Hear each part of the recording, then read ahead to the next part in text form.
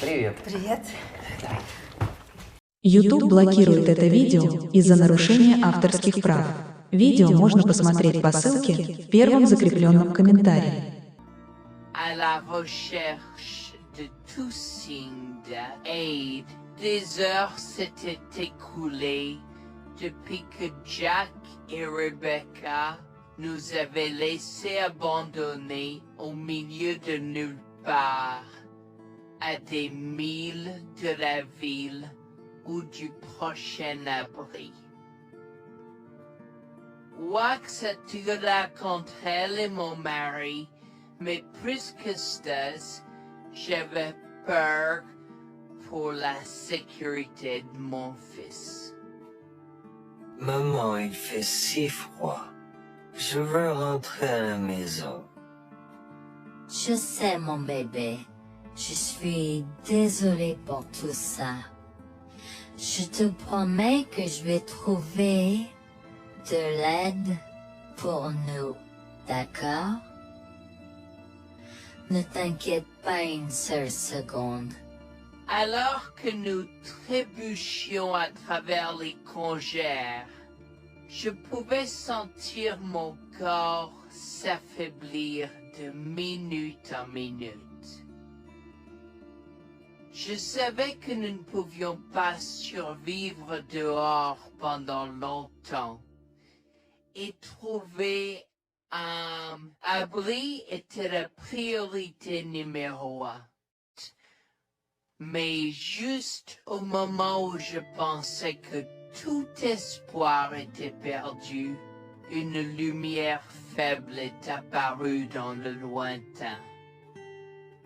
Nous avons trébuché vers elle à moitié aveugle et à moitié gelé, jusqu'à ce que nous atteignions enfin la petite cabane aperçue auparavant, avec ses bouffées de fumée qui s'élevaient toujours dans le vent rude, nichée dans une clairière.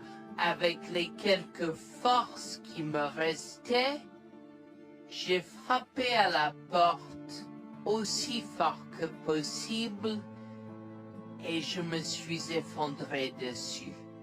Maintenant, qui pourrait, oh, Harold, apporter de l'eau bouillante et des couverts tout de suite? Un couple âgé et gentil nous a accueillis. Ils étaient si aimables de nous permettre d'enlever nos vêtements gelés, de nous baigner dans l'eau qu'ils ont tirée pour nous et de nous asseoir près du feu avec une nouvelle paire de vêtements et leur offrant une soupe chaude et des couvertures pour nous envelopper. Nous nous sommes blottis ensemble dans la chaleur. Mes sentiments de colère et de frustration ont commencé à bouillir. Comment ont-ils pu faire ça? J'espère qu'ils viennent dehors. Il y a plus de gens dehors? Nous devons aller les chercher.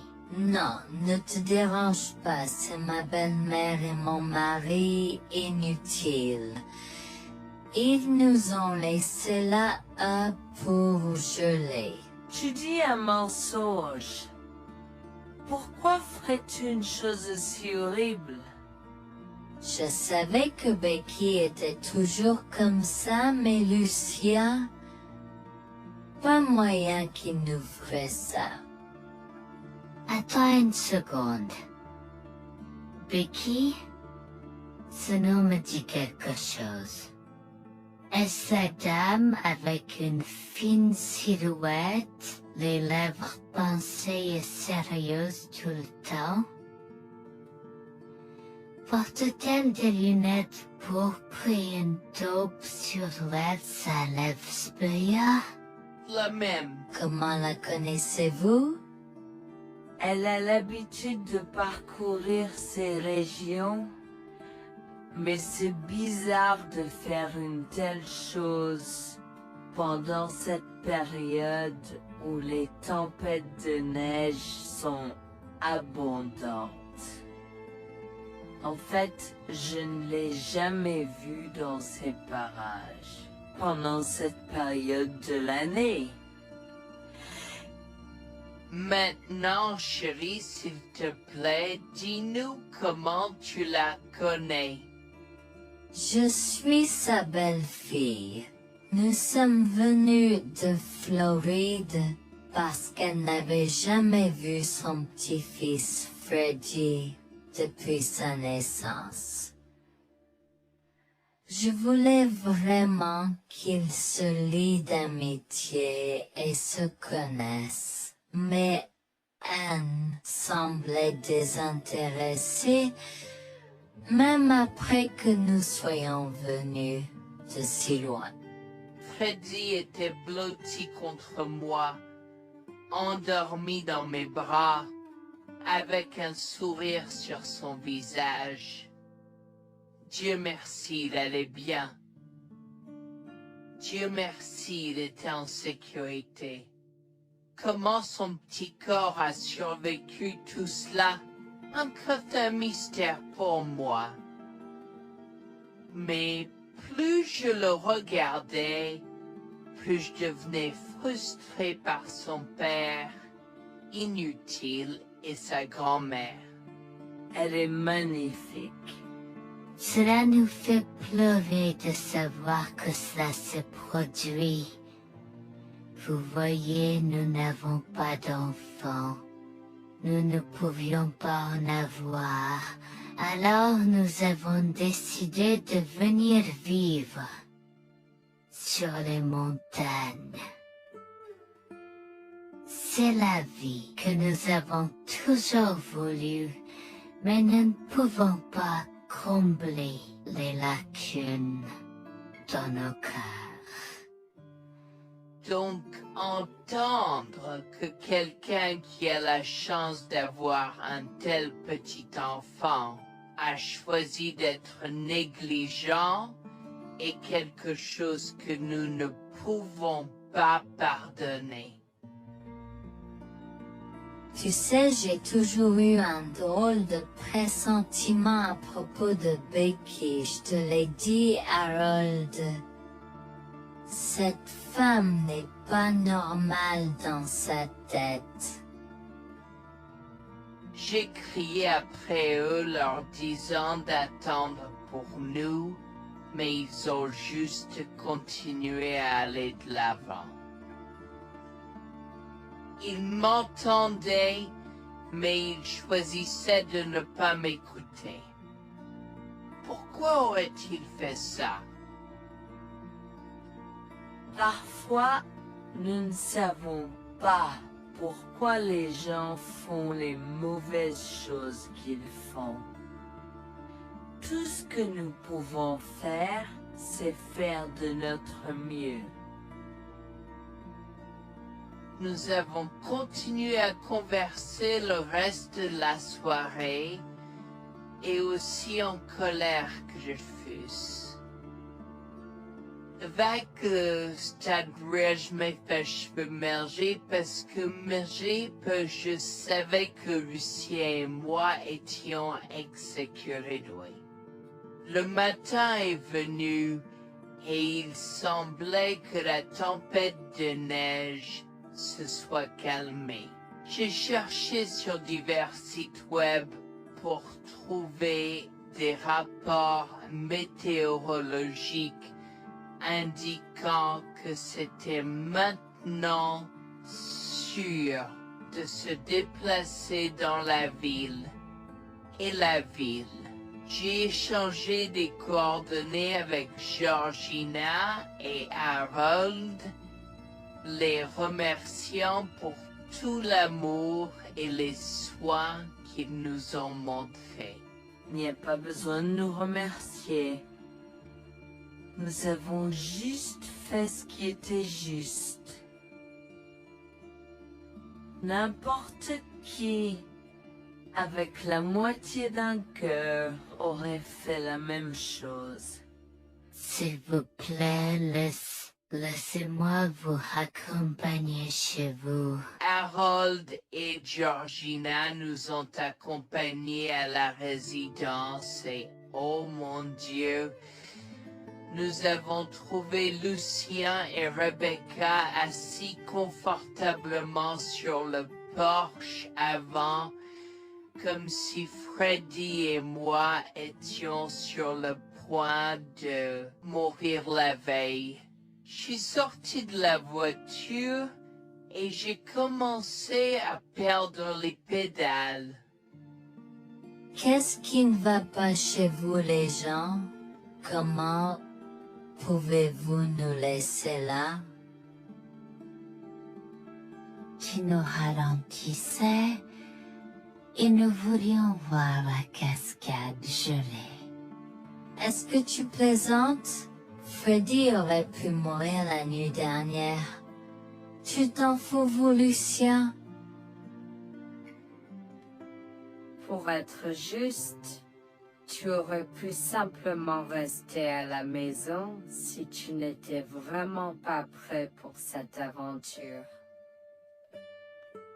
Je jure devant Dieu, à ce moment-là, ma vision est devenue rouge. J'étais prêt à attaquer, à donner des coups de pied, à crier et à hurler pour que le monde entier entende à quel point ces gens étaient horribles.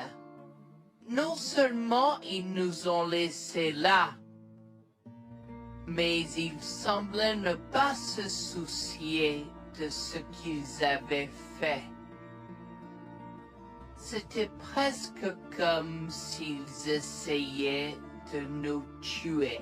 Avant que je ne puisse lancer une série d'actions et de mots qui ne pourraient pas être repris, Harold m'a retenu, me disant de me calmer, car Freddy était toujours dans la voiture avec Georgina.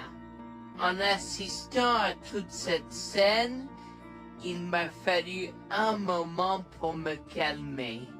Mais même si j'avais calmé, j'étais toujours agressif et argumentatif. Vous nous avez laissés là. Nous aurions pu mourir, Lucien. Tu t'en fous de ça? Tu t'en fous que ta mère ait essayé de nous tuer? Ne sois pas dramatique, Noémie. Elle n'essayait pas de faire ça.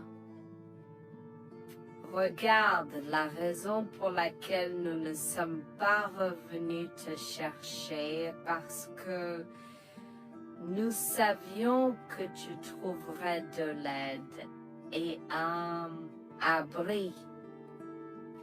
Je veux dire, tu as toi-même indiqué cette cabane, n'est-ce pas? Il semble que tu aies obtenu l'aide dont tu avais besoin. Pas grâce à toi ou à ta mère. Je n'arrive pas à croire ce que j'entends ce moment. Assez, tout le monde. Ne me donne pas mal à la tête. Comment peux-tu être si froid et sans cœur envers ta femme? J'ai la moitié d'une idée de venir te frapper. Essaie, vieil homme. Je te mets au défi. Écoute, Noémie. Je suis désolée que tu n'aies pas pu gérer un peu le mauvais temps, mais je jure qu'il n'y avait aucune mauvaise intention de ma part. Écoute, Noémie, je suis désolé que tu n'aies pas pu gérer un peu le mauvais temps, mais je jure qu'il n'y avait aucune mauvaise intention de ma part. Oh oui, Pourquoi diable irais-tu faire de la randonnée à cette période de l'année? Nous ne te voyons jamais pendant cette période, alors quoi maintenant? Pourquoi maintenant quand tu as un enfant qui ne voulait que se connecter avec toi? Quelqu'un pourrait argumenter que ce niveau de négligence grossière était intentionnel, Becky. Tu es une personne malade et pathétique. Cela a semblé faire fondre l'extérieur froid et dur de Becky, qui avait l'air douloureuse, du moins pendant un instant, avant de revenir à son extérieur de méchante sorcière de l'Ouest. Je ne sais pas ce que tu essaies d'insinuer, mais si tu cherches une bataille, je peux t'assurer que tu la perdras. Tu oublies que je suis une femme riche. J'ai accès au meilleur. Voyons comment ton petit argument va se passer en cours, vieil homme. Vous êtes pas là avec votre malade joueuse sourire. Je souhaite que vous restiez fiers. Tu sais quoi, Noémie? Je m'en fiche maintenant. Je n'ai plus besoin de faire semblant devant toi et tout le monde. Alors, laisse-moi te dire les choses clairement pour que tout le monde puisse entendre. Je m'en fiche de toi et de ce bébé. Honnêtement, je souhaite que vous soyez tous les deux morts hier. Au moins, vous auriez arrêté de me déranger avec vos tentatives pour rencontrer ce bébé. Est-ce que je parais en avoir quelque chose à faire? J'ai fait mon geste vers elle comme si mon corps avait une volonté propre. Je me suis approché d'elle et l'ai giflée. J'ai continué à la gifler et à donner des coups de pied aussi fort que possible jusqu'à ce que Jack et Harold me déchirent. Tu m'insultes. Comment osais-je? Comment osez-vous vous asseoir là et défendre cette sorcière? Elle l'avait mérité. Toi, je vais te poursuivre en justice. Comment oses-tu me mettre les mains dessus? Elle ne voulait évidemment pas cela. Regardez, il semble que les tensions soient élevées en ce moment. Pourquoi ne pas tous prendre une grande respiration? Entrons et réglons cela. Vous êtes un homme faible et pathétique, et j'espère que vous passerez le reste de votre vie à expier ce que vous avez fait à votre fils. Avant que Jack ne puisse répondre, je lui ai craché au visage avant de rentrer à l'intérieur, de prendre Freddy et ses affaires et de monter dans la voiture avec Georgina et Freddy. Maman, j'ai peur. Que se passe? Tu crois que tu combattu grand-mère? Chérie, je suis vraiment désolée que tu aies dû voir ça. Les choses sont beaucoup plus compliquées ici et je ne veux pas te mentir. Mais je crains que tu ne sois un peu trop jeune pour comprendre. Mais pour l'instant, je suis désolée de devoir te dire que pour l'instant, il semble que grand-mère et papa ne veulent pas de nous ici.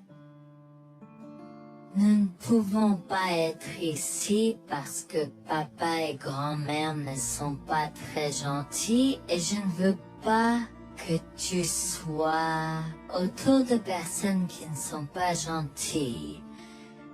Mais Georgina et Harold sont gentils, n'est-ce pas? Oui, j'aime Georgina et Harold. Harold et Georgina peuvent-ils être mes grands-parents? Oh mon Dieu, mon petit enfant, tu me fais pleurer. Bien sûr, je peux être ta grand-mère. Oh mon Dieu, mon petit enfant, tu me fais pleurer. Bien sûr, je peux être ta grand-mère. Je serai toujours ton ami et je te promets de prendre soin de toi si tu as besoin de moi. Harold a pris la voiture et nous a emmenés à un hôtel où nous avons pu nous reposer et nous remettre de nos émotions, mais malheureusement tout l'événement était un peu trop difficile à gérer. J'avais très peur pour l'avenir pour le vieux, tant Freddy que moi, car cela signifiait le divorce. Mais j'avais peur, Bertie, qu'ils obtiennent la garde de Freddy.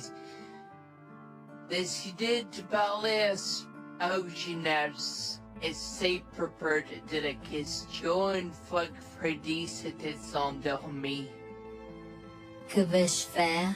Je vais aller en prison? Nonsense. Cette sorcière ne portera pas plainte. Et si elle le faisait, elle ne le fera pas. Car nous avons des preuves de sa conspiration pour commettre un meurtre. Comment? Nous sommes toujours préparés, chérie. Nous avons secrètement enregistré toutes les preuves. Maintenant, vous pouvez emporter cet enregistrement avec vous et l'utiliser contre votre mari et belle-mère au tribunal. Vous êtes des anges déguisés. Comment avez-vous fait ça? Quand? Comment? Chut, mon enfant, ne t'inquiète pas de tout ça. Écoute simplement l'enregistrement audio. Nous avons écouté et effectivement toutes les preuves avaient été enregistrées, y compris la partie où j'ai attaqué physiquement sa mère. Maintenant, ils vont me faire pour coups et blessures. Oh mon Dieu, pourquoi je fais ça? Maintenant, Bonjour, je m'appelle Jeanne et j'ai 37 ans. Je rédige ceci parce que l'année dernière a été très difficile pour moi et mon mari Jules. Nous avons beaucoup progressé depuis cet incident et je veux juste partager cette histoire pour aider quiconque pourrait se trouver dans une position similaire. Laissez-moi d'abord vous raconter comment j'ai rencontré mon mari, adorable. Tout a commencé de la manière la plus inattendue, dans un hôpital. Jules et moi nous sommes retrouvés à passer une longue nuit devant la salle d'urgence remplie d'inquiétude et incapables de partir. Jules était là parce que sa sœur avait eu un grave accident de voiture alors que ma mère a souffert d'une crise cardiaque. Dans cet espace partagé d'inquiétude et d'incertitude, nous avons trouvé du réconfort dans la présence de l'autre. Nous avons parlé facilement, découvrant un terrain d'entente et une compréhension réelle. Comme nous avons réalisé que cela prendrait un certain temps avant d'avoir des nouvelles des médecins, nous avons décidé de faire une pause et de prendre un café au café de l'hôpital. Nous ne savions pas que ces rencontres fortuites allaient changer nos vies à jamais. Au fur et à mesure que la nuit se transformait en aube, nous avons échangé des numéros avant de nous séparer à contre-sœur. Pendant que la condition de ma mère se stabilisait et qu'elle commençait sa convalescence, la sœur de Jules faisait face à un voyage plus difficile. L'accident l'avait laissée avec de graves lésions de la moelle épinière et des blessures cérébrales, et elle était paralysée de la taille aux pieds. Jules était dévasté, partagé entre le soulagement qu'elle ait survécu et la tristesse face aux défis qu'elle allait maintenant affronter. Au cours des mois suivants, Jules et moi sommes restés en contact, nous nous soutenons émotionnellement pendant les convalescences de nos proches. Nos conversations ont progressivement changé, nous permettant de partager nos espoirs, nos rêves et nos peurs. Dans l'un de ces échanges sincères, Jules a eu le courage de m'inviter à prendre un café, un rappel significatif de l'endroit où notre connexion avait d'abord fleuri. Notre amour a grandi rapidement, alimenté par la fondation que nous avons construite pendant nos moments les plus sombres. Varför vérifier de l'autre et avoir réfléchi. Cela n'a pas pris longtemps pour que nous réalisions que nous avions trouvé quelque chose de vraiment spécial. Après 2 ans de fréquentation, Jules m'a demandé en mariage. Avec une joie débordante, j'ai dit oui avec enthousiasme. Notre mariage était une petite et intime célébration, honorant l'amour qui est né de nos épreuves partagées. À ce moment-là, la sœur de Jules avait besoin de soins spécialisés, et il, étant le membre de la famille le plus proche, a pris la responsabilité. Cependant, il avait également besoin d'un travail temps plein pour gérer les factures qui s'accumulaient. Inquiète qu'il soit accablé, Jules a travaillé sans relâche pour subvenir aux besoins de sa sœur et de notre avenir ensemble. Un jour, je l'ai assis et l'ai rassuré en lui disant que nous étions une équipe faisant le défi de la vie ensemble. Chérie, j'ai besoin de te parler de quelque chose d'important. S'il te plaît, prends place. De quoi s'agit-il? Tu as l'air sérieuse, tout va bien? D'une certaine manière, non. Je t'ai vu lutter pendant un certain temps maintenant. Tu sais que tu peux me demander de l'aide, n'est-ce pas? Bien sûr que je le sais. Je ne veux juste pas t'imposer mes problèmes, tu sais. Mon chéri, nous sommes une équipe. Je veux que tu te souviennes toujours de ça. Nous faisons face aux défis de la vie ensemble et il n'y a rien d'individuel dans notre relation, seulement la nôtre. Je veux te soutenir, toi et ta sœur, de toutes les manières possibles. Cela signifie beaucoup pour moi, bébé. Tu as été incroyable tout au long de tout cela. Je ne sais pas ce que je ferais sans toi. C'est exactement pourquoi je voulais en parler. J'ai réfléchi à la prise en charge d'Abby et à l'impact que cela a sur ton travail. Et si nous envisageons de la placer dans une maison de retraite? Et avant que tu ne poses la question, je connais une bonne où ma grand-mère était vraiment heureuse. Elle a même préféré cela à vivre à Sameta. Je ne sais pas, je veux dire, c'est une décision importante et risquée à prendre. Je comprends, mais réfléchis grec. Cela permettrait de te trouver un meilleur emploi payant pour que nous puissions nous assurer qu'Abby reçoit les soins qu'elle mérite.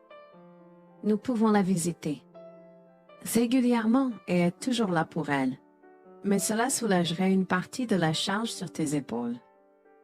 Tu as raison. C'est un choix difficile, mais je fais confiance à ton jugement. Je suis heureuse que tu me laisses enfin t'aider. Crois-moi, les choses sont plus faciles quand on peut partager ses fardeaux avec quelqu'un. Je veux dire, c'est comme ça que nous nous sommes trouvés, non? Comment pourrais-je jamais l'oublier? Je t'aime tellement. Merci de rester à mes côtés. Tais-toi, pas besoin de remerciements. Tu sais que je serai toujours là pour toi. Je t'aime aussi, chérie. Jax m'a fait confiance et nous avons trouvé une maison de retraite pour Abby. Au cours des prochains mois, Jax a trouvé un travail mieux rémunéré et a rendu visite à sa sœur tous les jours. Le rétablissement d'Abby a progressé de manière surprenante bien qu'elle soit paralysée. Elle a commencé à se déplacer dans la maison de retraite dans son fauteuil roulant, déterminée à explorer. La maison de retraite permettait aux résidents de sortir avec des membres de leur famille enregistrés, alors je lui ai envoyé une allocation mensuelle pour l'aider à s'amuser. La mère de Jax, Grégoire, a entendu parler de son dévouement au bien-être d'Abby et des efforts qu'il a déployés pour s'occuper d'elle. Grégoire est venu à notre domicile, les larmes aux yeux, pour exprimer à quel point il était fier de son fils. Mère, pourquoi pleures-tu? Qu'est-ce qui ne va pas? Je veux juste que tu saches à quel point je suis fier de toi, Jules. Tu as montré une telle force et compassion en prenant soin d'Abby. Je ne pourrais pas être plus fier d'avoir élevé un fils aussi merveilleux. Eh bien, merci, mère. Je fais juste ce que je peux pour Abby. C'est pas facile, mais je l'aime et je veux m'assurer qu'elle va bien. Tu as fait plus que suffisamment, mon chéri. Je ne veux pas que tu portes ce fardeau seul. Je veux prendre le relais et rendre visite à Abby plus fréquemment. Tu dois te concentrer sur ton travail et ta propre vie. Abby sera bien prise en charge. Fais-moi confiance. Eh bien, ce n'est pas comme si je l'avais fait seule. Jeanne a été à mes côtés, me soutenant à chaque étape du chemin. Nous sommes une équipe et nous sommes tous les deux engagés dans le bien-être d'Abby. Oh, je sais que Jeanne a été là, mais tu as fait tellement, Jules. Il est temps que tu priorises ta propre vie et ta carrière. Abby sera entre de bonnes mains. Fais-moi confiance. D'accord, mère, si tu es sûre de toi, alors j'accepterai. Mais je veux que tu saches que c'était un plaisir de prendre soin d'Abby et que je serai toujours là pour elle, quoi qu'il arrive. Je t'apprécie, Jules, mais il est temps pour toi et Jeanne de vous concentrer sur vos futurs. Fais-moi confiance, ce sera pour le mieux. D'accord, mère, si tu crois que c'est la bonne chose à faire, alors j'irai avec. Promets juste de bien t'occuper d'Abby. Je te le promets, maman, tu peux compter sur moi. Maintenant, va et concentre-toi sur ton travail. Laisse-moi m'occuper de la garde d'Abby. J'ai trouvé l'intérêt subi de Grégoire pour Abby un peu étrange, mais je me suis tue car je savais que ce moment était important pour Jules. L'année suivante, Jules s'est concentré sur son travail et obtenu une augmentation. J'ai également obtenu une augmentation, ce qui nous a permis d'augmenter l'allocation mensuelle de base d'Abby. Grégoire a tenu sa promesse, mais il y avait un piège. Il a toujours insisté pour que nous restions occupés par le travail et nous a rappelé à quel point Abby était heureuse avec plus d'argent. Il nous a grondé si nous voulions la visiter et a prétendu qu'il savait ce qui était le mieux pour elle. Grégoire nous a fait appeler avant de rendre visite à Abby, donc il a contrôlé notre accès à elle. En conséquence, nous l'avons vue de moins en moins, mais nous avons continué à lui envoyer l'allocation chaque mois. Je me sentais mal à l'aise par la situation. L'attitude possessive et le comportement contrôlant soudain de Grégoire m'inquiétaient. Il semblait toujours avoir des excuses lorsque Jules avait besoin d'aide avec Abby dans le passé. Cependant, je n'ai rien dit car je savais à quel point Abby était importante pour Jules. Malgré les défis, Jules et moi sommes restés engagés à soutenir Abby. Nous avons tenu notre promesse de fournir une assistance financière, même si nous ne pouvions pas être avec elle autant. Nous avons cru qu'Abby méritait les meilleurs soins. Même si nous ne pouvions pas être avec elle autant, nous avons cru qu'Abby méritait les meilleurs soins et le bonheur, et nous voulions qu'elle ait les moyens de profiter de la vie à fond.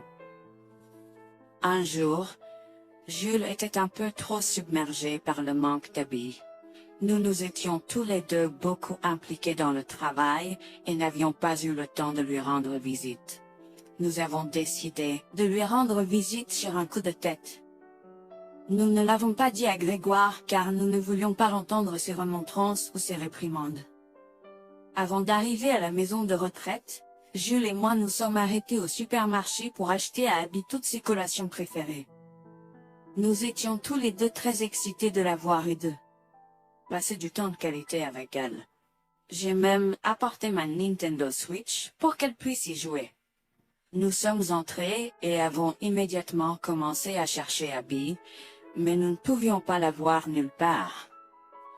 Je pensais qu'elle était probablement partie pour un rendez-vous chez le médecin ou qu'elle était probablement dans le jardin. Nous avons trouvé l'infirmière d'Abby, Mme Smith. Elle nous a regardés avec confusion. « Excusez-moi, pourriez-vous nous dire où est Abby? Nous la cherchons. » Charlie, ne savez-vous pas ce qui s'est passé? Non, nous n'en savons rien. S'il vous plaît, dites-le nous. Que s'est-il passé? Est-ce que Abby va bien? J'ai essayé de contacter Grégoire car il a insisté pour être le point de contact pour toutes les informations concernant Abby, mais il n'a jamais répondu à mes appels. S'il vous plaît, dites-nous simplement ce qui s'est passé. Est-ce que Abby va bien? Je suis vraiment désolée de vous apprendre cette nouvelle. Alors que nous administrions un nouveau médicament à Abby, son corps a eu une réaction sévère. Elle est tombée en état de choc, malgré nos efforts, il a été. Quoi? Quand cela s'est-il produit? Cela s'est produit il y a 2 mois. 2 mois? Comment cela est-il possible? Pourquoi n'avons-nous pas été informés? Je m'excuse pour cette omission. Nous essayons de joindre Grégoire comme il l'avait demandé, mais il semble qu'il n'a jamais reçu nos appels. C'est incroyable. Nous aurions dû être au courant, nous aurions dû appeler Abby. Merci de nous l'avoir dit, Mlle Smith. Nous aurons besoin de temps pour traiter cela. Pouvez-vous nous laisser un peu d'intimité? Bien sûr, prenez tout le temps dont vous avez besoin. Je serai là si vous avez des questions ou si vous avez besoin d'aide. Je suis vraiment désolée pour votre perte. Je pouvais sentir le monde de Jules s'effondrer et le mien aussi. Bien que Abby ne soit pas ma propre sœur, je la traitais comme telle. Je m'efforçais de la connaître. Au fil du temps, je suis absolument tombée amoureuse d'elle. Nous étions comme des sœurs. Abby a été si pleine de vie malgré sa situation. Jules était un désordre de larmes, pendant que je ne pouvais tout simplement pas me résoudre à pleurer. Je me sentais tellement engourdie. Je ne pouvais pas croire que Abby était partie. Je me sentais tellement coupable qu'elle ait souffert toute seule. Je me sentais tellement coupable de ne jamais avoir pris le temps de la rencontrer. Serait-ce différent si je l'avais visitée? Je savais que Jules se sentait de la même manière que moi. Je savais que nous ne pouvions pas continuer à rester là et à pleurer. Alors je l'ai guidée gentiment hors de l'installation. Le trajet de retour à la maison était silencieux, alors que le chagrin enveloppait nos âmes. Quand nous sommes arrivés à la maison, nous nous sommes tous les deux effondrés en pleurs dans les bras, un de l'autre. Nous avons pleuré et pleuré pendant ce qui semblait être des heures. Jules était furieux que nous n'ayons même pas pu dire au revoir à Abby. Je me sentais de la même façon. De plus, j'étais triste que Abby n'ait probablement jamais eu de funérailles non plus. À ce moment-là, j'ai eu une soudaine réalisation qui m'a frappé dur. Grégoire était censé prendre soin de Abby, mais quelque chose n'allait pas. J'ai demandé à Jules s'il avait entendu quoi que ce soit de sa mère, mais il n'avait rien entendu. Alors que nous rassemblions les pièces, la colère bouillonnait en nous. Nous avons réalisé à quel point Grégoire nous avait manipulés avec soin, nous volant notre connexion à Abby et profitant de notre gentillesse. Le fait qu'elle ait probablement pris toute l'allocation d'Abby pour elle-même, la laissant sans rien, a encore plus attisé notre colère.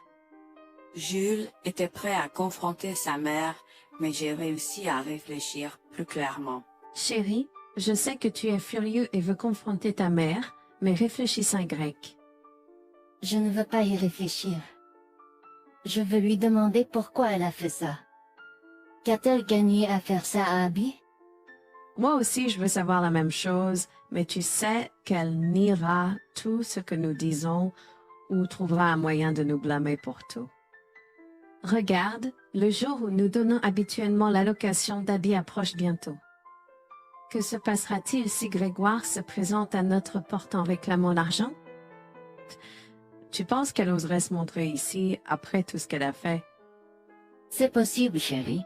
Si elle le fait, ce sera son aveu involontaire envers nous. Nous pourrons l'utiliser comme preuve. Oui, et puis, nous pourrons exposer ses méfaits maléfiques à tous. Exposer sa méchanceté devant tout le monde peut ne pas être la meilleure chose à faire pour l'instant. Réunissons des preuves et engageons une action en justice à la place. D'accord, tu as raison. Nous devons aborder cela de manière stratégique. Nous allons suivre ton plan et rassembler les preuves dont nous avons besoin. Il est temps que Grégoire fasse face aux conséquences de ses actes. Nous avons tous deux pris une semaine de congé. En retournant dans la maison de retraite, nous avons recueilli le certificat de décès d'Abby comme preuve. Nous avons également consulté un avocat pour porter plainte contre Grégoire pour avoir volé une personne handicapée. Comme je l'avais prévu, Grégoire est venu frapper à notre porte en réclamant l'allocation de sa fille. Où est l'allocation d'Abby? J'attends. Pourquoi devrions-nous envoyer l'argent d'Abby à toi, mère? Qu'as-tu fait pour elle? Qu'est-ce que j'ai fait? Tu veux dire ce que je n'ai pas fait pour cet enfant insolent? Attends une minute, Grégoire. Comment as-tu exactement pris soin d'Abby? Je lui achète toute la nourriture qu'elle veut, et je réponds à tous ses caprices. Je m'assure même qu'elle prend ses médicaments quand je la visite. C'est génial. Quand as-tu vu Abby pour la dernière fois? Je l'ai visitée hier. Je suis seulement ici parce qu'elle s'inquiète que tu ne lui aies pas envoyé son allocation. Comment oses-tu mentir à mon visage? Je ne mens pas. Qu'est-ce que tu veux dire? Comment oses-tu m'accuser de mentir? Tu es aussi ingrat qu'Abby. Sans hésiter, je tends à Grégoire le certificat de décès d'Abby, ma dégoût visible dans mes yeux, alors qu'elle le regarde avec stupeur. Grégoire a vacillé, tentant de s'excuser. Quoi? Non, ce n'est pas vrai. Ma petite fille. Je suis désolé, Jules. Je suis désolé. Enregistre tes excuses, mère. Tu n'as fait que l'insulter depuis que tu es arrivée. Tu es dégoûtante. Nous avons déjà engagé des poursuites judiciaires contre toi pour tes crimes. Nous avons des preuves de ta négligence. À bien, tribunal. S'il te plaît, Jules, ne fais pas ça. Je souffre autant que toi. S'il te plaît. Arrête. Quitte notre maison et ne nous adresse plus jamais la parole. Nous ne voulons plus rien avoir à faire avec toi. S'il te plaît, ne me conduis pas en justice. Je suis désolé. Il est trop tard pour les excuses. Tu as fait tes choix et tu devras maintenant assumer les conséquences de tes actes. Petit à petit, Jules et moi avons pris des précautions et enregistré notre conversation avec Grégoire. Cette preuve supplémentaire a joué en notre faveur et la Cour a statué que Grégoire devait nous rembourser, y compris les taux d'intérêt similaires à ceux pratiqués par les banques. Elle devra nous verser des mensualités pendant les prochaines années. Jules est allé plus loin et a partagé l'enregistrement avec le reste de sa famille élargie. Par conséquent, Grégoire a fait face à l'exclusion de sa propre famille. Jules et moi avons pleuré ensemble pendant longtemps. La douleur était profonde, mais lentement, nous avons commencé à guérir. Nous avons pris une décision ferme de couper tout contact avec Grégoire.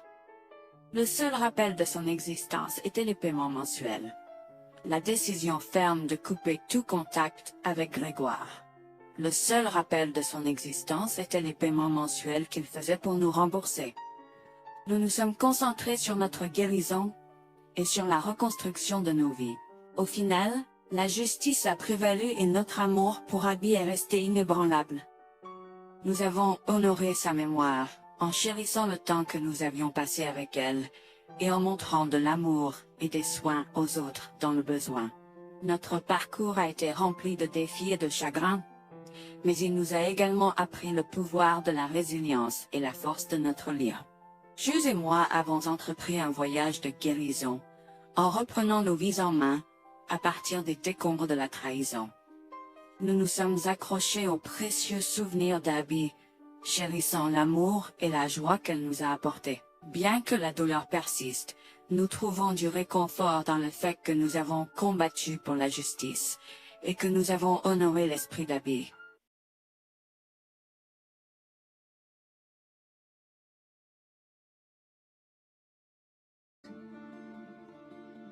J'ai porté Freddy et son poids supplémentaire n'a pas aidé à mon état de veille. Au loin, je pouvais voir Lucien et Rebecca se déplacer rapidement. J'ai appelé pour qu'ils ralentissent. Oh, allez, vous les tortues. J'ai 65 ans et je suis meilleure que vous deux. Dépêchez-vous. Comme je l'ai mentionné précédemment, nous rions pas souvent. Dépêche-toi, tu vas rater la meilleure partie. Quoi, je ne t'entends pas? S'il te plaît, ralentis. À ce stade, Jack et Rebecca semblaient avoir disparu. La neige s'aggravait et il semblait que la tempête de neige annoncée allait nous frapper. Tout autour de nous n'était que blanc. Freddy a commencé à pleurer et je m'inquiétais de plus en plus. Le vent froid hurlait à travers la forêt apparemment vide, soufflant de la neige dans mes yeux et me piquant la peau. Je tenais mon fils étroitement contre ma poitrine, essayant de le protéger du froid mordant. Alors que nous nous frayions un chemin à travers la neige, jusqu'aux genoux, à la recherche de tout signe d'aide, des heures s'étaient écoulées depuis que Jack et Rebecca nous avaient laissés abandonnés au milieu de nulle part, à des milles de la ville ou du prochain abri. Wax attira contre elle et mon mari, mais plus que ça, j'avais peur pour la sécurité de mon fils. Maman, il fait si froid. Je veux rentrer à la maison. Je sais, mon bébé. Je suis désolée pour tout ça. Je te promets que je vais trouver de l'aide pour nous, d'accord? Ne t'inquiète pas une seule seconde. Alors que nous trébuchions à travers les congères, je pouvais sentir mon corps s'affaiblir de minute en minute. Je savais que nous ne pouvions pas survivre dehors pendant longtemps, et trouver un abri était la priorité numéro 1. Mais juste au moment où je pensais que tout espoir était perdu, une lumière faible est apparue dans le lointain. Nous avons trébuché vers elle à moitié aveugle et à moitié gelé, jusqu'à ce que nous atteignions enfin la petite cabane aperçue auparavant, avec ses bouffées de fumée qui s'élevaient toujours dans le vent rude, nichée dans une clairière. Avec les quelques forces qui me restaient, j'ai frappé à la porte aussi fort que possible et je me suis effondré dessus. Maintenant, qui pourrait, oh Harold, apporter de l'eau bouillante et des couverts tout de suite? Un couple âgé et gentil nous a accueillis.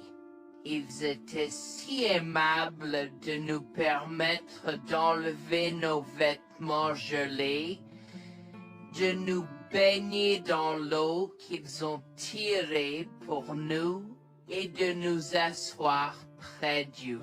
Seul avec une nouvelle paire de vêtements et leur offrant une soupe chaude et des couvertures pour nous envelopper, nous nous sommes blottis ensemble dans la chaleur. Mes sentiments de colère et de frustration ont commencé à bouillir. Comment ont-ils pu faire ça? J'espère qu'ils viennent dehors. Il y a plus de gens dehors? Nous devons aller les chercher. Non, ne te dérange pas, c'est ma belle-mère et mon mari inutiles. Ils nous ont laissé là pour geler. Tu dis un mensonge. Pourquoi ferais-tu une chose aussi horrible?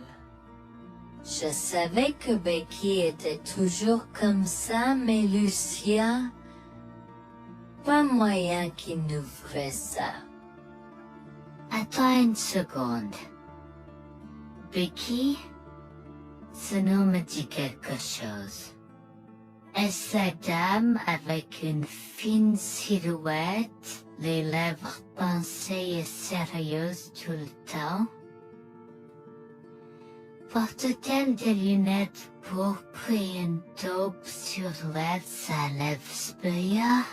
La même. Comment la connaissez-vous? Elle a l'habitude de parcourir ces régions, mais c'est bizarre de faire une telle chose pendant cette période où les tempêtes de neige sont abondantes. En fait, je ne l'ai jamais vue dans ces parages pendant cette période de l'année. Maintenant, chérie, s'il te plaît, dis-nous comment tu la connais. Je suis sa belle-fille. Nous sommes venus de Floride parce qu'elle n'avait jamais vu son petit-fils Freddy depuis sa naissance. Je voulais vraiment qu'ils se lient d'amitié et se connaissent, mais Anne semblait désintéressée, même après que nous soyons venus de si loin. Freddy était blotti contre moi, endormi dans mes bras, avec un sourire sur son visage. Dieu merci, il allait bien.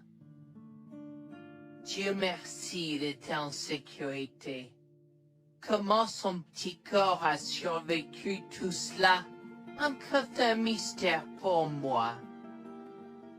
Mais plus je le regardais, plus je devenais frustré par son père, inutile, et sa grand-mère.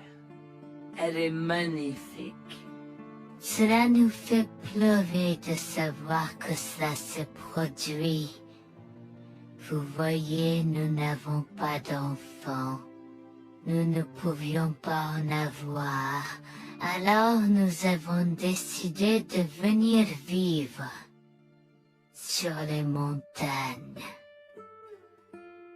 C'est la vie que nous avons toujours voulu, mais nous ne pouvons pas combler les lacunes dans nos cœurs.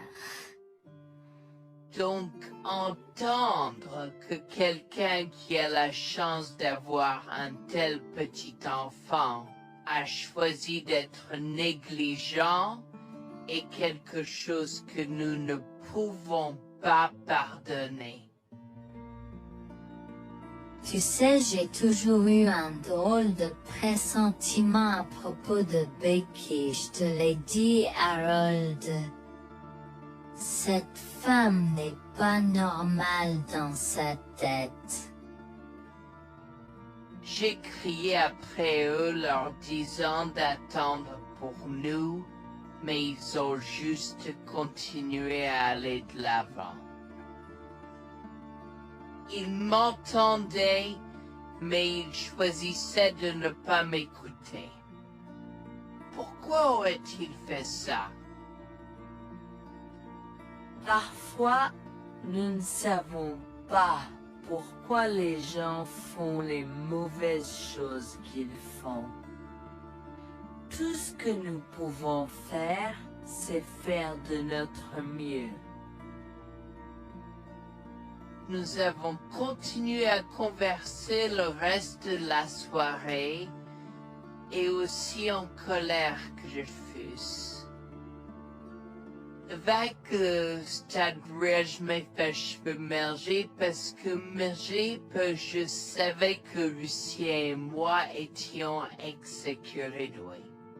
Le matin est venu et il semblait que la tempête de neige se soit calmée.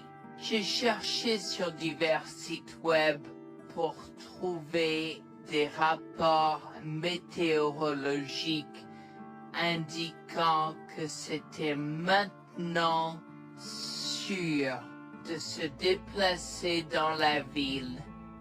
Et la ville. J'ai échangé des coordonnées avec Georgina et Harold, les remerciant pour tout l'amour et les soins qu'ils nous ont montrés. Il n'y a pas besoin de nous remercier. Nous avons juste fait ce qui était juste.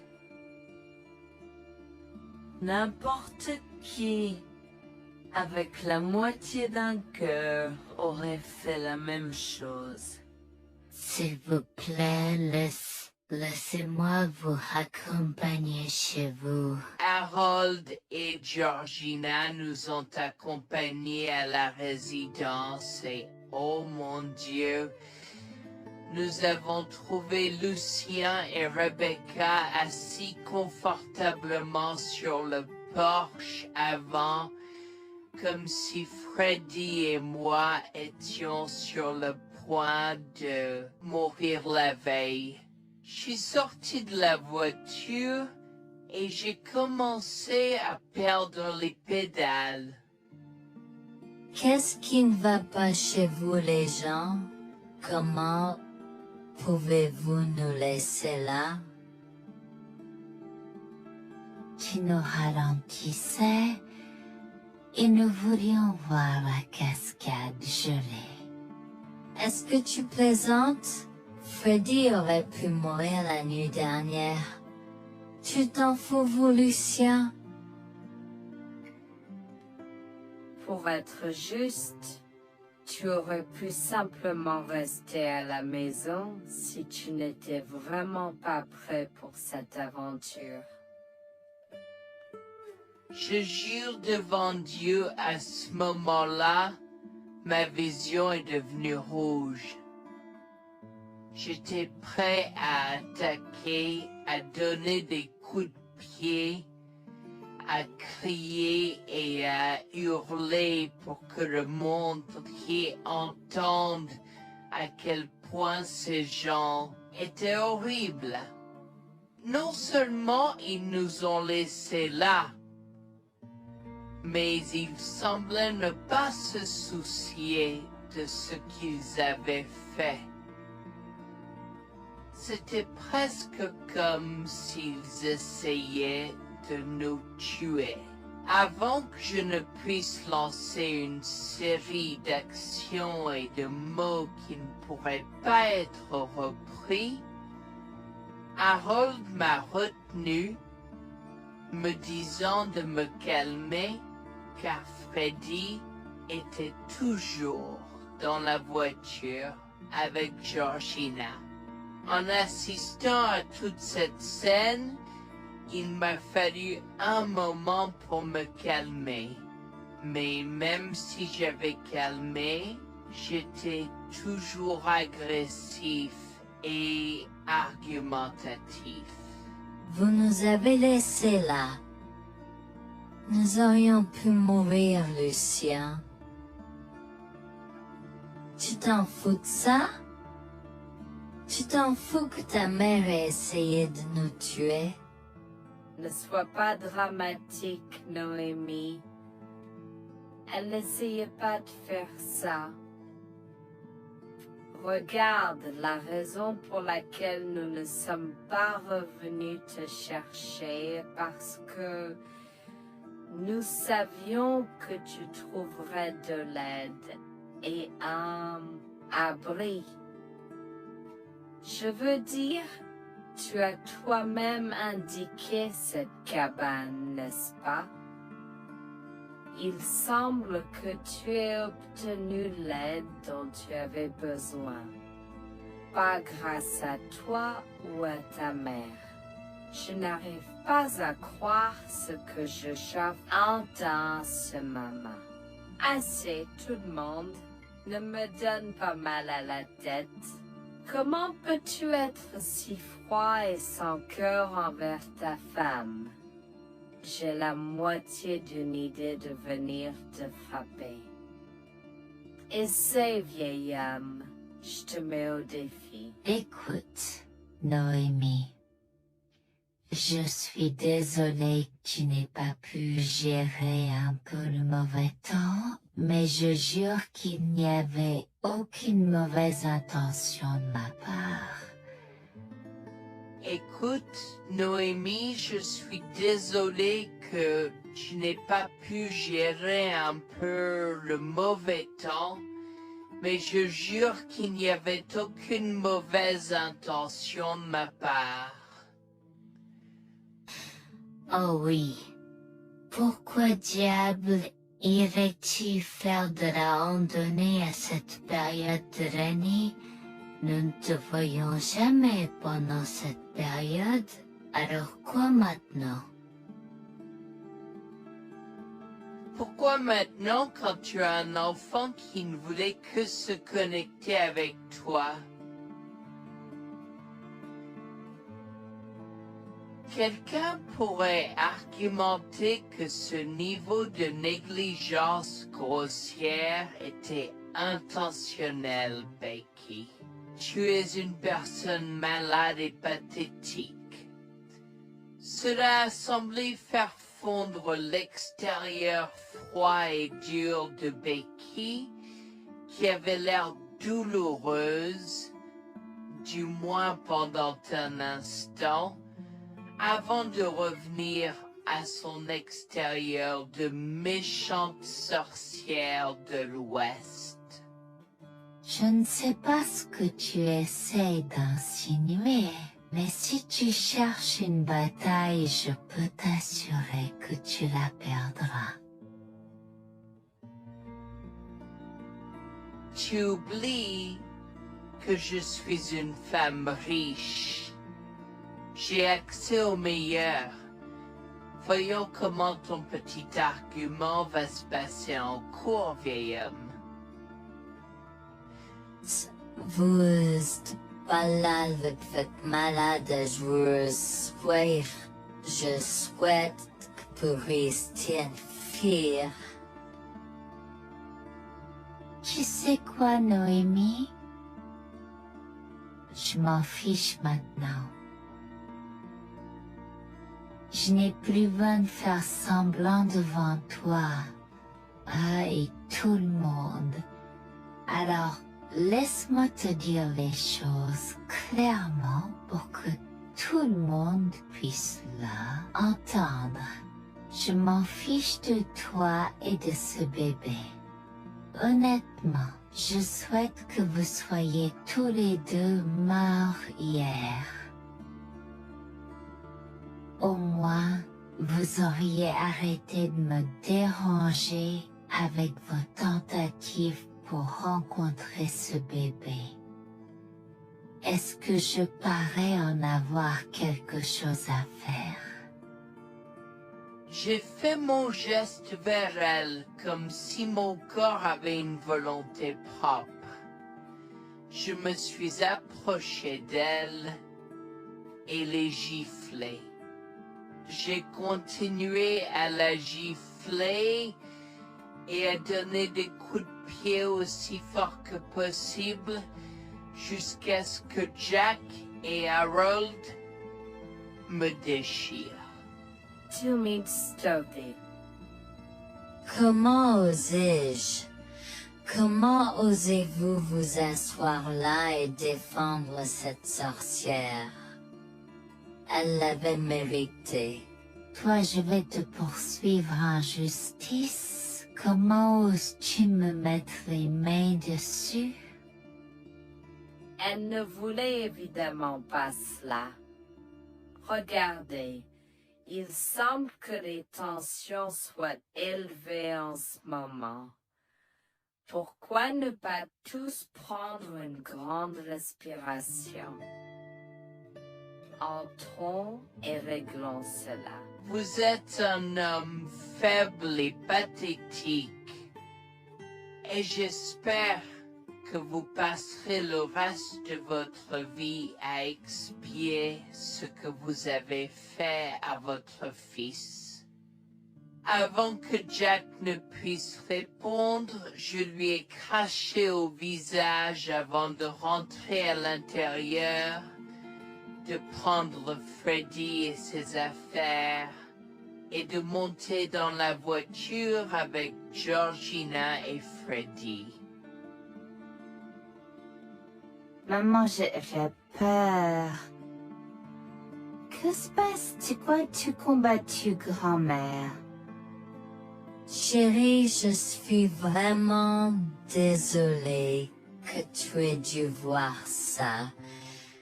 Les choses sont beaucoup plus compliquées ici et je ne veux pas te mentir. Mais je crains que tu ne sois un peu trop jeune pour comprendre.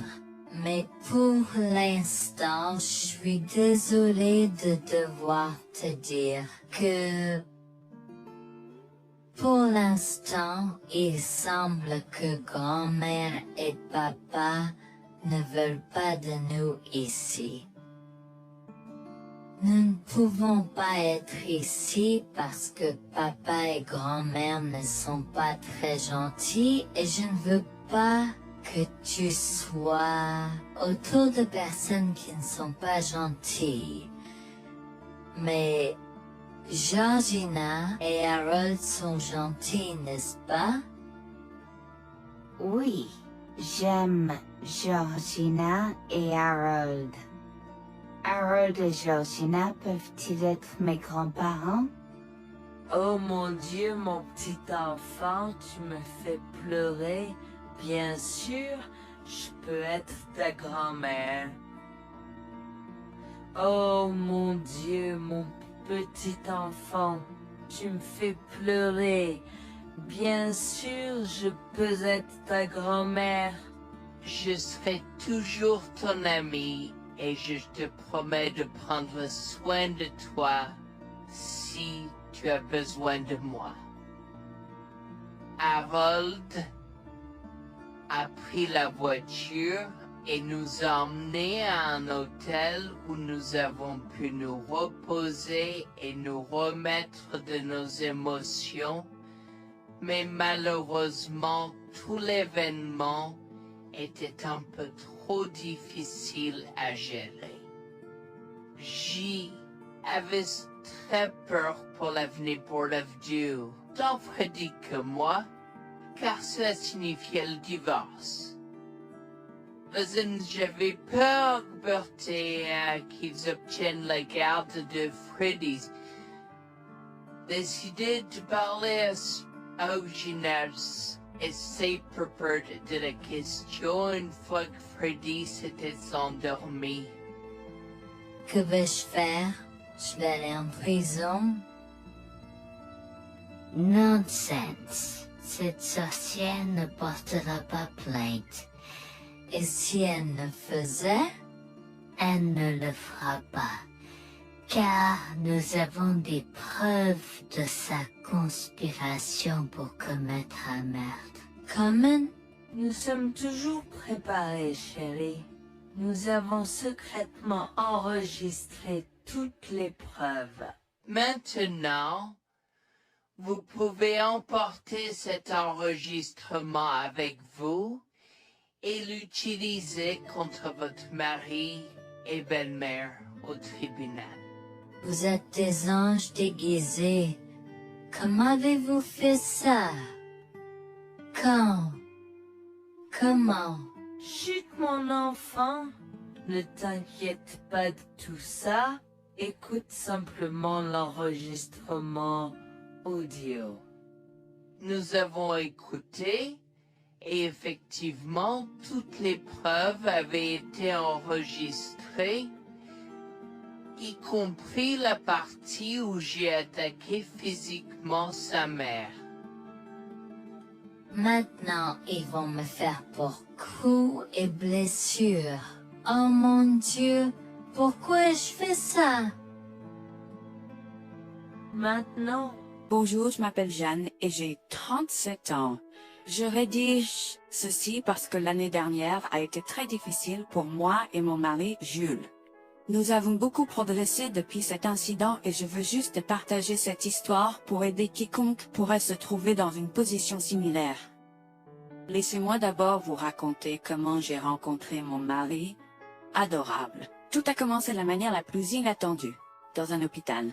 Jules et moi nous sommes retrouvés à passer une longue nuit devant la salle d'urgence remplie d'inquiétude et incapables de partir. Jules était là parce que sa sœur avait eu un grave accident de voiture alors que ma mère a souffert d'une crise cardiaque. Dans cet espace partagé d'inquiétude et d'incertitude, nous avons trouvé du réconfort dans la présence de l'autre. Nous avons parlé facilement, découvrant un terrain d'entente et une compréhension réelle. Comme nous avons réalisé que cela prendrait un certain temps avant d'avoir des nouvelles des médecins, nous avons décidé de faire une pause et de prendre un café au café de l'hôpital. Nous ne savions pas que ces rencontres fortuites allaient changer nos vies à jamais.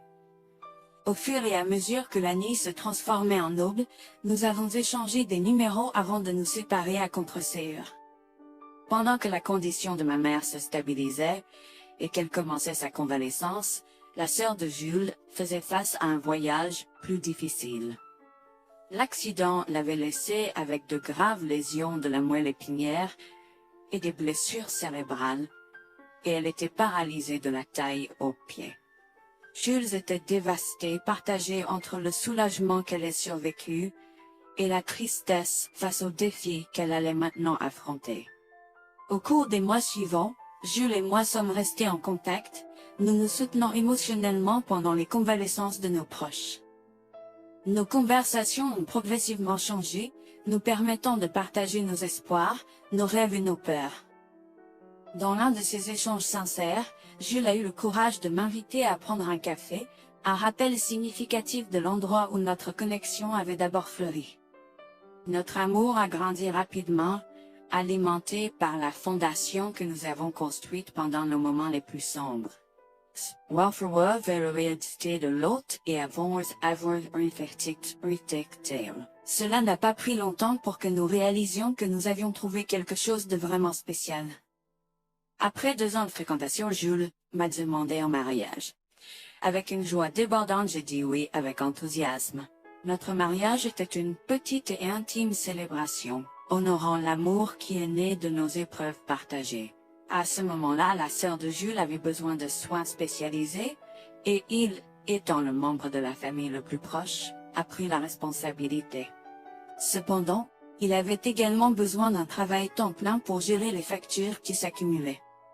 Inquiète qu'il soit accablé, Jules a travaillé sans relâche pour subvenir aux besoins de sa sœur et de notre avenir ensemble.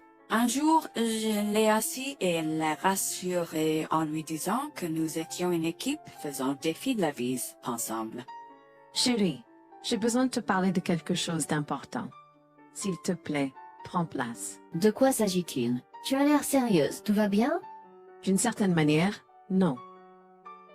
Je t'ai vu lutter pendant un certain temps maintenant. Tu sais que tu peux me demander de l'aide, n'est-ce pas? Bien sûr que je le sais. Je ne veux juste pas t'imposer mes problèmes, tu sais. Mon chéri, nous sommes une équipe. Je veux que tu te souviennes toujours de ça. Nous faisons face aux défis de la vie ensemble et il n'y a rien d'individuel dans notre relation, seulement la nôtre. Je veux te soutenir, toi et ta sœur, de toutes les manières possibles. Cela signifie beaucoup pour moi, bébé. Tu as été incroyable tout au long de tout cela. Je ne sais pas ce que je ferais sans toi. C'est exactement pourquoi je voulais en parler. J'ai réfléchi à la prise en charge d'Abby et à l'impact que cela a sur ton travail. Et si nous envisageons de la placer dans une maison de retraite? Et avant que tu ne poses la question, je connais une bonne où ma grand-mère était vraiment heureuse. Elle a même préféré cela à vivre à la Sommet. Je ne sais pas, je veux dire, c'est une décision importante et risquée à prendre. Je comprends, mais réfléchis, Greg. Cela permettrait de te trouver un meilleur emploi payant pour que nous puissions nous assurer qu'Abby reçoit les soins qu'elle mérite. Nous pouvons la visiter régulièrement et être toujours là pour elle. Mais cela soulagerait une partie de la charge sur tes épaules. Tu as raison. C'est un choix difficile, mais je fais confiance à ton jugement. Je suis heureuse que tu me laisses enfin t'aider. Crois-moi, les choses sont plus faciles quand on peut partager ses fardeaux avec quelqu'un. Je veux dire, c'est comme ça que nous nous sommes trouvés, non? Comment pourrais-je jamais l'oublier? Je t'aime tellement. Merci de rester à mes côtés. Tais-toi, pas besoin de remerciements. Tu sais que je serai toujours là pour toi. Je t'aime aussi, chérie. Jax m'a fait confiance et nous avons trouvé une maison de retraite pour Abby. Au cours des prochains mois, Jax a trouvé un travail mieux rémunéré et a rendu visite à sa sœur tous les jours. Le rétablissement d'Abby a progressé de manière surprenante bien qu'elle soit paralysée. Elle a commencé à se déplacer dans la maison de retraite dans son fauteuil roulant, déterminée à explorer. La maison de retraite permettait aux résidents de sortir avec des membres de leur famille enregistrés, alors je lui ai envoyé une allocation mensuelle pour l'aider à s'amuser. La mère de Jax, Grégoire, a entendu parler de son dévouement au bien-être d'Abby et des efforts qu'il a déployés pour s'occuper d'elle. Grégoire est venu à notre domicile, les larmes aux yeux, pour exprimer à quel point il était fier de son fils. Mère, pourquoi pleures-tu? Qu'est-ce qui ne va pas? Je veux juste que tu saches à quel point je suis fier de toi, Jules. Tu as montré une telle force et compassion en prenant soin d'Abby. Je ne pourrais pas être plus fier d'avoir élevé un fils aussi merveilleux. Eh bien, merci, mère. Je fais juste ce que je peux pour Abby. C'est pas facile, mais je l'aime et je veux m'assurer qu'elle va bien. Tu as fait plus que suffisamment, mon chéri. Je ne veux pas que tu portes ce fardeau seul. Je veux prendre le relais et rendre visite à Abby plus fréquemment. Tu dois te concentrer sur ton travail et ta propre vie. Abby sera bien prise en charge. Fais-moi confiance. Eh bien, ce n'est pas comme si je l'avais fait seule. Jeanne a été à mes côtés, me soutenant à chaque étape du chemin. Nous sommes une équipe et nous sommes tous les deux engagés dans le bien-être d'Abby. Oh, je sais que Jeanne a été là, mais tu as fait tellement, Jules. Il est temps que tu priorises ta propre vie et ta carrière. Abby sera entre de bonnes mains. Fais-moi confiance. D'accord, mère, si tu es sûre de toi, alors j'accepterai. Mais je veux que tu saches que c'était un plaisir de prendre soin d'Abby et que je serai toujours là pour elle, quoi qu'il arrive. Je t'apprécie, Jules, mais il est temps pour toi et Jeanne de vous concentrer sur vos futurs. Fais-moi confiance, ce sera pour le mieux. D'accord, mère, si tu crois que c'est la bonne chose à faire, alors j'irai avec. Promets juste de bien t'occuper d'Abby. Je te le promets, maman, tu peux compter sur moi. Maintenant, va et concentre-toi sur ton travail. Laisse-moi m'occuper de la garde d'Abby. J'ai trouvé l'intérêt subi de Grégoire pour Abby un peu étrange, mais je me suis tue car je savais que ce moment était important pour Jules. L'année suivante, Jules s'est concentré sur son travail et obtenu une augmentation. J'ai également obtenu une augmentation, ce qui nous a permis d'augmenter l'allocation mensuelle de base d'Abby. Grégoire a tenu sa promesse, mais il y avait un piège. Il a toujours insisté pour que nous restions occupés par le travail et nous a rappelé à quel point Abby était heureuse avec plus d'argent. Il nous a grondé si nous voulions la visiter et a prétendu qu'il savait ce qui était le mieux pour elle.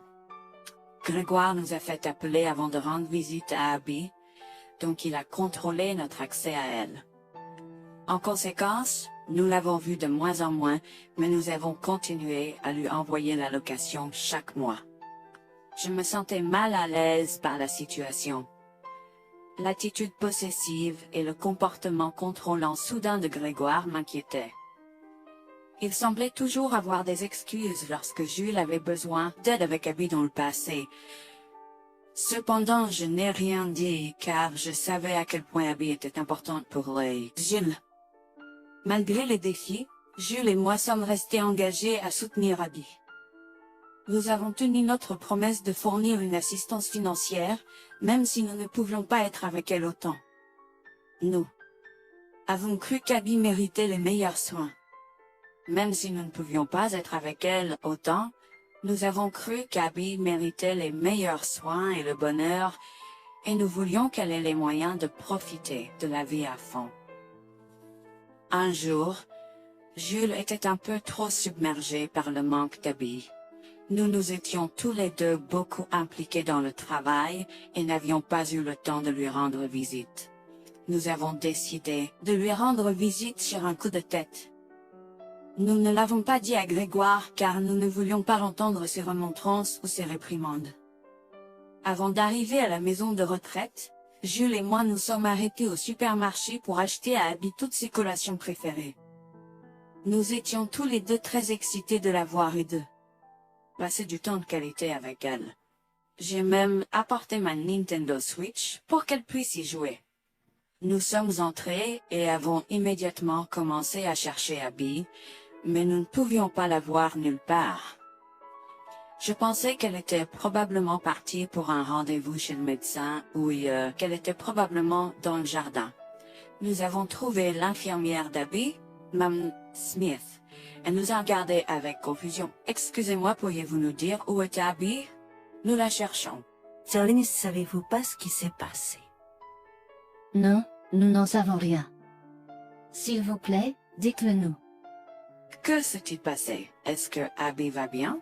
J'ai essayé de contacter Grégoire car il a insisté pour être le point de contact pour toutes les informations concernant Abby, mais il n'a jamais répondu à mes appels. S'il vous plaît, dites-nous simplement ce qui s'est passé. Est-ce que Abby va bien? Je suis vraiment désolée de vous apprendre cette nouvelle. Alors que nous administrions un nouveau médicament à Abby, son corps a eu une réaction sévère. Elle est tombée en état de choc, malgré nos efforts et d'aide. Quoi? Quand cela s'est-il produit? Cela s'est produit il y a 2 mois. 2 mois? Comment cela est-il possible? Pourquoi n'avons-nous pas été informés? Je m'excuse pour cette omission. Nous essayons de joindre Grégoire comme il l'avait demandé, mais il semble qu'il n'a jamais reçu nos appels. C'est incroyable. Nous aurions dû être au courant, nous aurions dû appeler Abby. Merci de nous l'avoir dit, Manager Smith. Nous aurons besoin de temps pour traiter cela. Pouvez-vous nous laisser un peu d'intimité? Bien sûr, prenez tout le temps dont vous avez besoin. Je serai là si vous avez des questions ou si vous avez besoin d'aide. Je suis vraiment désolée pour votre perte. Je pouvais sentir le monde de Jules s'effondrer et le mien aussi. Bien que Abby ne soit pas ma propre sœur, je la traitais comme telle. Je m'efforçais de la connaître. Au fil du temps, Je suis absolument tombée amoureuse d'elle.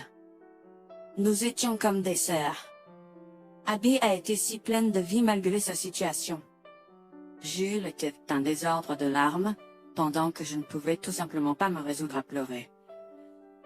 Je me sentais tellement engourdie. Je ne pouvais pas croire que Abby était partie. Je me sentais tellement coupable qu'elle ait souffert toute seule.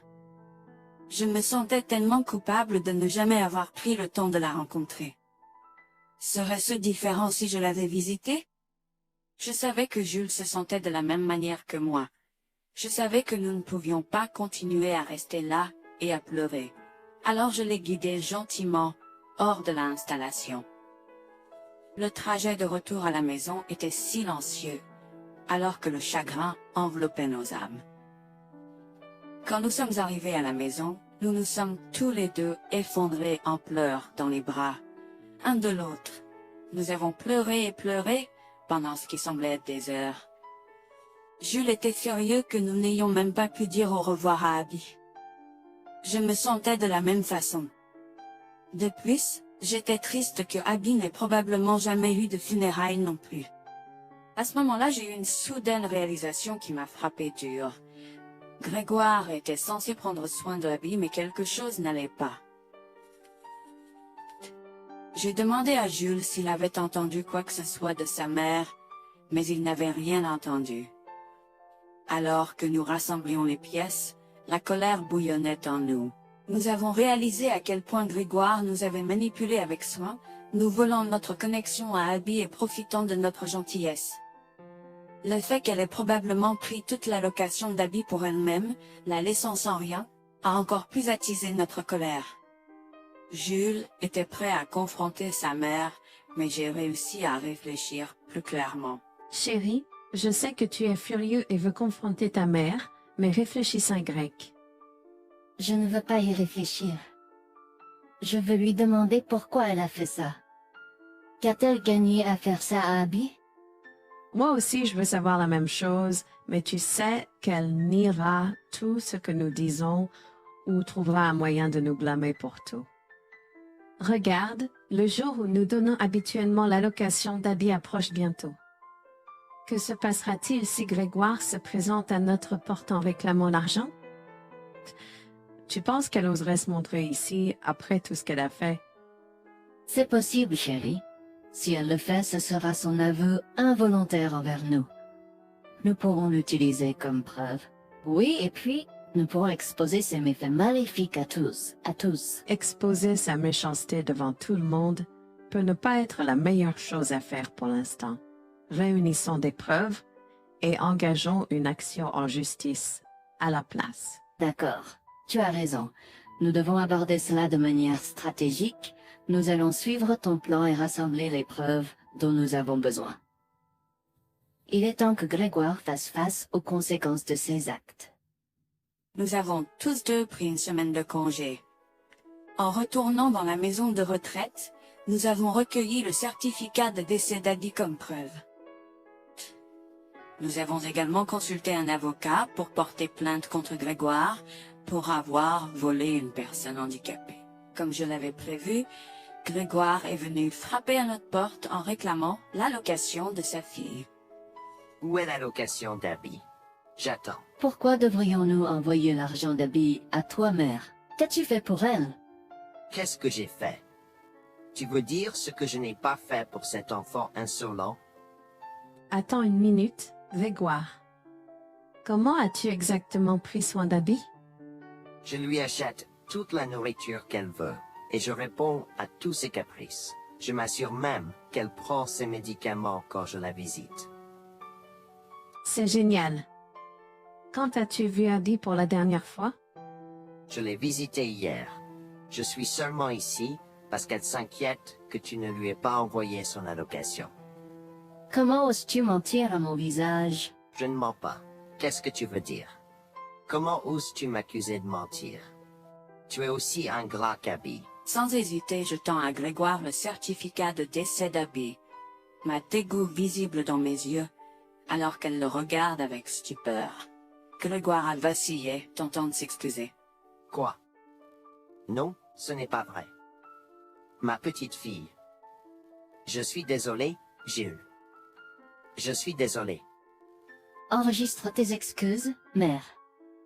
Tu n'as fait que l'insulter depuis que tu es arrivée. Tu es dégoûtante. Nous avons déjà engagé des poursuites judiciaires contre toi pour tes crimes. Nous avons des preuves de ta négligence. À bien, tribunal. S'il te plaît, Jules, ne fais pas ça.